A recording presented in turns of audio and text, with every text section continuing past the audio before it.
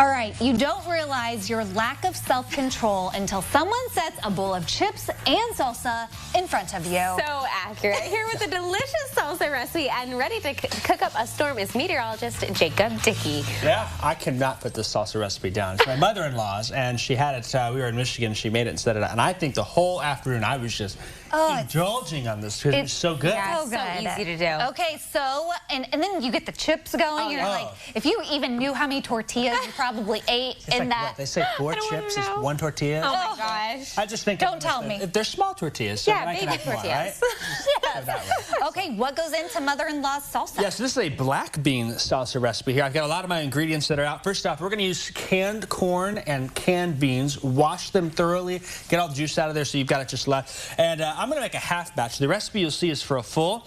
That's because I don't need a full batch by myself. But this is good. So we've got one can of... You definitely need a full batch. You're right, I do, right? So we're going to do a full can of black beans in there. I'm going to cut back on my corn, just because I like corn a little less than I do the black beans. So maybe I'll do about a half can or so. Great thing about this recipe, if you like corn more, add a little more. If you like more black beans, add some more to that. You can cater. We're in like sweet corn season, I know. right? We are, yeah. So if you get corn that's fresh, that's probably going to go in better. But I'll just put in a little bit. Tomatoes, I'm going to dice up 1 large tomato, and I tend to like a little less tomato in my black bean salsa. So I think... so primarily black bean in your salsa. Yeah, I really do. Yeah, that's going to be that there.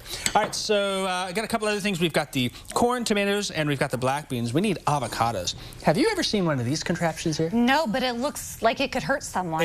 Right? It could hurt an avocado. This is actually an avocado slice here, and I'm going to put a full avocado, a large avocado in there. Look how easily it cuts through. Wow. Yeah, doesn't that work really well? That is nifty. And cuts it in half. But then what does the middle thing do? So the middle thing... Oh, look at that. Catches the seed right out. That's so cool. See how easy that is? Now, this one's got a little bit of a bad spot in it. That's okay.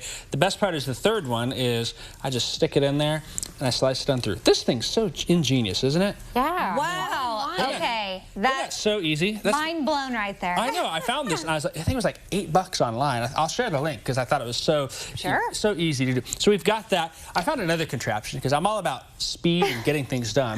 This is my other thing I found. It's like a chopper all in one. You've got all these different compartments and tools and things in there, and you can dice, slice, shred, all kinds of veggies and catch it there.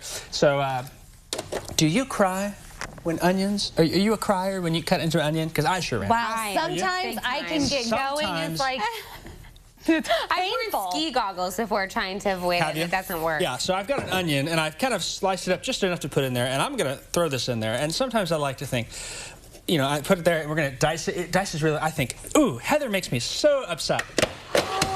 Right? Jacob! Oh my God. Oh, I'm pretty sure I've seen this device on like TikTok. Yeah, it's really great. I found this for $20 online as well, and it dices all of that, and then I don't have to worry about the peers either, which is great. I use this for slicing. I've used this for shredding carrots for different recipes, and look at how nicely it dices things in there. Yeah, really that's nice super and even. nice. So I'll put an onion in there, and I'll start with this one for now.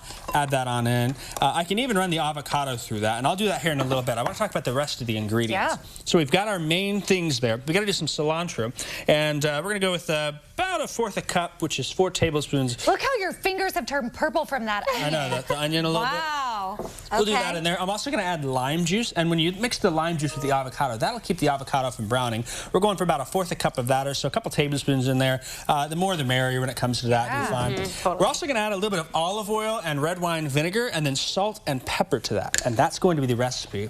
We're out of time in this block. We are. But I'm going to finish that. Coming up at the end of the show, we will eat some salsa. I can't wait. It's going to be so good. So excited. I will have some self-control, I promise. Ooh, I don't know about me. All right. Jacob will have his recipe posted there on his Facebook as well as CILiving.tv after today's show. Coming